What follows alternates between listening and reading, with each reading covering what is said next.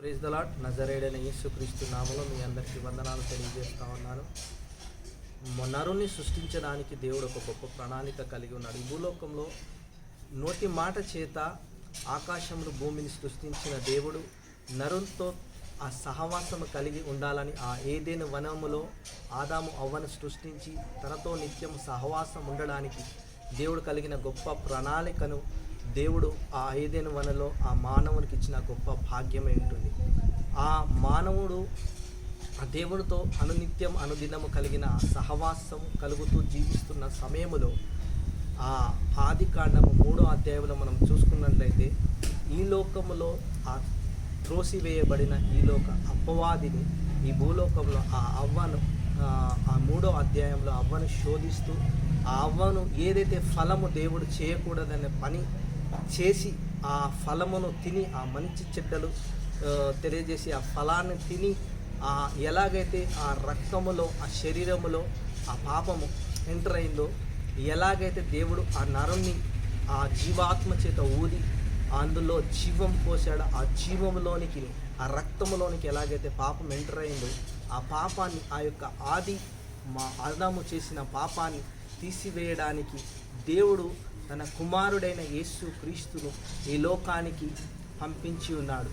1 యోహాను 3వ అధ్యాయం 8వ వచనము చేసుకున్నట్లయితే అపవాది క్రియలను లయపరచడానికే దేవుని కుమారుడి లోకంలో ప్రత్యక్షమయ్యాడని మనం చూస్తూ ఉన్నాం.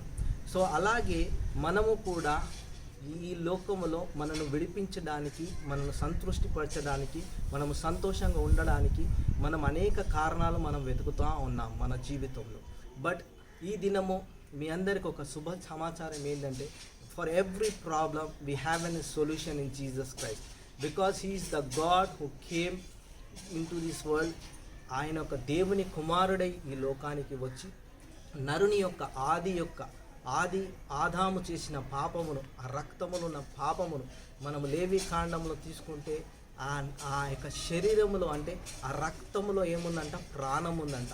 ఆ ప్రాణము ఏదైతే దేవుడు మనకిచ్చాడో ఆ ప్రాణములో ఆ రక్తములున్న పాపాన్ని తీసివేయడానికి తండ్రి అయిన దేవుడు తన కుమారుడైన యేసు క్రీస్తుని ఈ లోకానికి పంపించి ఆ రక్తములున్న పాపమును తీసివేయడానికి ఆ యొక్క ఉద్దేశాన్ని ఈ దినము మనం తెలుసుకుంటా ఉన్నాం.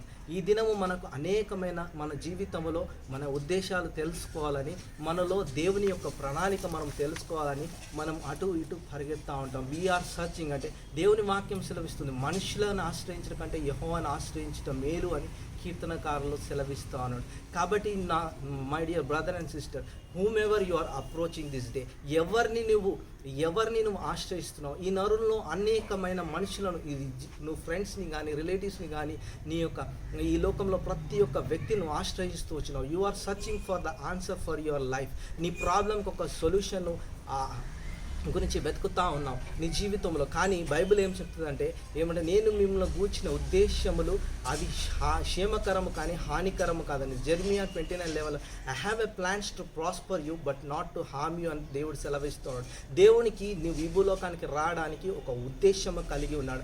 ఆయన ఈ భూలోకంలో నిన్ను ఒక గొప్పగా తన కుమారునిగా తన కుమార్తెగా ప్రతిష్ఠించాలని ఆయన ఏదైతే ఆది కాలములో ఉన్న సంకల్పాన్ని భూమి మీద తన కుమారుడైన యేసు క్రీస్తు ద్వారా అది మరలా ఏర్పరచబడి ఆ కుమారుని స్వరూపంలో ఎలాగైతే యేసుక్రీస్తు తానే మార్గమును సత్యమును జీవమునని ఈ లోకానికి తెలియజేసి ఎలాగైతే మనందరికీ తన జీవితాన్ని ఆ కలవరి శిలువల ఆ త్యాగము చేసి ఆయన యొక్క ప్రతి మానవానికి విముక్తి కలగజేశాడు. You may be searching for your answer. ఇదిగో నీ కుటుంబంలో కలహం ఉండొచ్చు, కానీ బైబుల్ ఏం చలవిస్తుంది అంటే నీ భార్యాభర్తల్లో కలహం ఉండొచ్చు. ఇదిగో నీ కుమార్తెలు, నువ్వు పిల్లలు లేక నువ్వు బాధపడుతుండొచ్చు. ఇదిగో నీ లైఫ్లో సెటిల్మెంట్ లేకుండా నువ్వు బాధపడుతుండొచ్చు. ఇదిగో నీ వివాహం కాకుండా నువ్వు బాధపడుతుండొచ్చు. కానీ we have an answer in Jesus Christ. ఎందుకనగా ఆయన సమస్తము ఆ కలవరి శిలువలో నెరవేర్చి నీ గురించి నా గురించి ఒక గొప్ప ప్రణాళిక కలిగి ఆ గొప్ప విడుదలను మనకిచ్చి వెళ్ళి ఉన్నాడు. ఏదైతే మనం చూసుకున్నట్లయితే ఇదిగో ఆయనకు మనము రుణముగా ఉన్న ప్రతి భారంని, కొలస్సీలు 2వ అధ్యాయం 13, 14, 15 వచనాలు మనం తీసుకున్నట్లయితే మనకు విరోధంగా ఉన్న ఆ రుణపత్రం అంటే మేకుల చేత సిలువకు కొట్టి ఆయన చేరాతతో దాన్ని తుడిచివేసి మనకు విరోధంగా ఉన్న అపరాధములన్నీ తుడిచివేసి ప్రధానులను అధికారులను నిరాధాయులుగా చేసి క్రీస్తు ఆ సిలువ చేత జయోత్సవంతో వాడిని పట్టి తెచ్చి వేడుక కనపరిచాడంట. యేసుక్రీస్తు ఆ కలవరి సిలువలో నీ నా పాపముల నిమిత్తమే, నీ నా శాపముల నిమిత్తమే, నీ నా అనారోగ్యత నిమిత్తమే, నీ నా ఆ ప్రతి ఒక్క వేదన నిమిత్తమే, ఈ భూలోకంలో అనుభవిస్తున్న ప్రతి వేదన నిమిత్తమే ఆ కలవరి సిలువలో ఆయన గొప్ప త్యాగము చేసి ఉన్నాడు. ఆ గొప్ప విడుదల మానవాళికి ఇచ్చి ఉన్నాడు.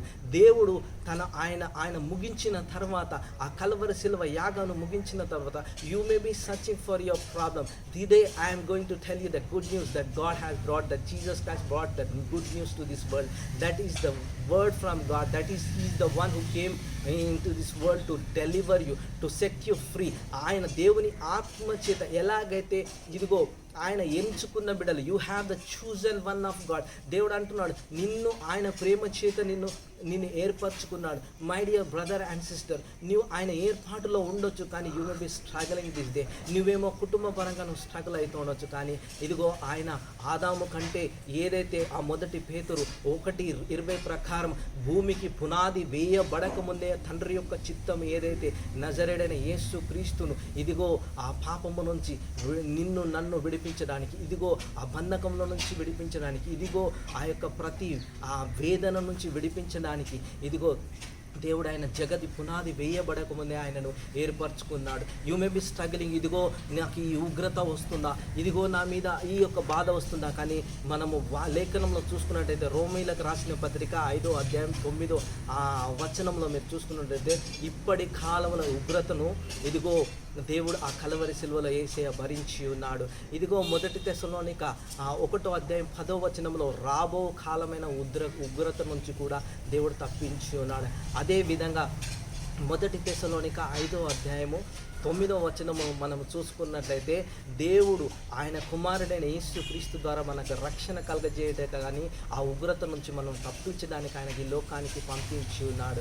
ఇదిగో నువ్వు ఈ దినము you may be having an problem in your family. ఒక హస్బెండ్ అండ్ వైఫ్ ఆ యొక్క రిలేషన్షిప్లో ప్రాబ్లం ఉండొచ్చు, కానీ దేవుని వాక్యం సెలవిస్తుంది మార్క్స్ వార్త 10వ అధ్యాయం 9వ వచనములో, ఇదిగో నేను జతపరిచిన వారిని మనుషులు వేరుపరచలేరు అంటున్నాను. ఇదిగో నువ్వు మొదటి కొరింథీయుల 7వ అధ్యాయంలో ఇదిగో భార్యలు, ఒక అవిశ్వాసి అయిన భార్య ఉంటే భర్తలు ప్రార్థన చేయాలి, అవిశ్వాసి అయిన భర్త ఉంటే భార్యలు ప్రార్థన చేయాలి. ఇదిగో ఆ యొక్క ఎఫిషియన్స్ 5th చాప్టర్ 6th చాప్టర్లో మీరు చూసుకున్నట్లయితే ఆ పిల్లల నిమిత్తం ఎలా కుటుంబ జీవితం నడిపించాలి, ఎలా ఆ పిల్లలు తల్లిదండ్రులకు విధేయులై జీవించాలో, ఆ యొక్క దేవుని వాక్యం అనుసారంగా ఎలాగైతే మనము జీవితం కట్టుకుంటామో, మనము విశ్వాసులకు తండ్రి అయిన అబ్రహామును మనము తీసుకున్నట్లయితే ఆది కాండ 12వ అధ్యాయంలో ఎప్పుడైతే దేవుడు అబ్రహామును తన ప్రణాళిక ప్రకారం ఇదిగో నీవు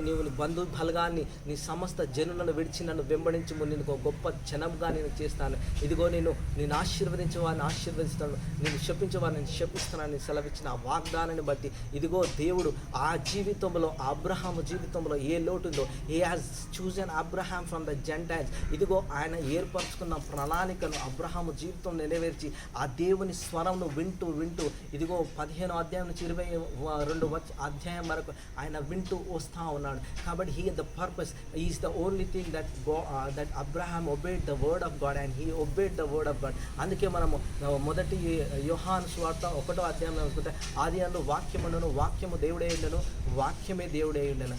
ఆ వాక్యానికి మనము విధేయత కలిగి, how God has a plan in our life, ప్రతి దానికి నీకు విడుదల యేసులో ఉంది. అదే విధంగా you may be suffering with an sickness, ఇదిగో ఆయన పొందిన దెబ్బల చేత మీకు స్వస్థత కలిగి ఉన్నది. ఇదిగో you may be suffering in an marriage life, ఇదిగో నీకు వివాహం కాకుండా అనేక దినాలు ఉన్నాయి.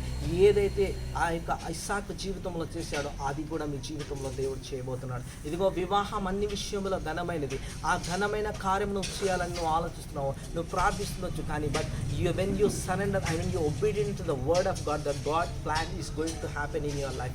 Everything is going to come back in your life.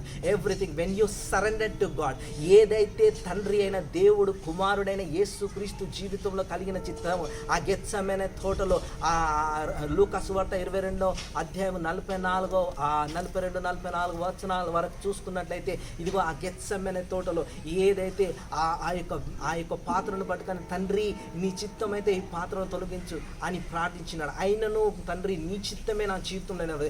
If we surrender to God's will, దేవుని చిత్తానికి my dear brother and sister, ఈ దినము నువ్వు నీ చిత్తాన్ని దేవుని చిత్తానికి నువ్వు సరెండర్ అయిపోతే come to the presence of God. ఏదైతే ఆ యేసయ్య తండ్రి చిత్తాన్ని నెరవేర్చడానికి దేవుని సన్నిధిలో వచ్చే గెత్సెమనే తోటలో వేదన పడి ఎలాగైతే తండ్రి చిత్తానికి ఆ కలవరి సిలువలో గొల్గొతా కొండ మీద ఆ సిలువ యాగాన్ని నీ నా గురించి ఆ కలవరి సిలువలో చనిపోయి మానవానికి అందరికీ ఇదిగో విడుదల అనుగ్రహించిన దేవుడు ఈ దినం నిన్ను ప్రతి ఒక్క నన్ను పిలుస్తా ఉన్నాడు. Come back to me, come back to me, come back to me.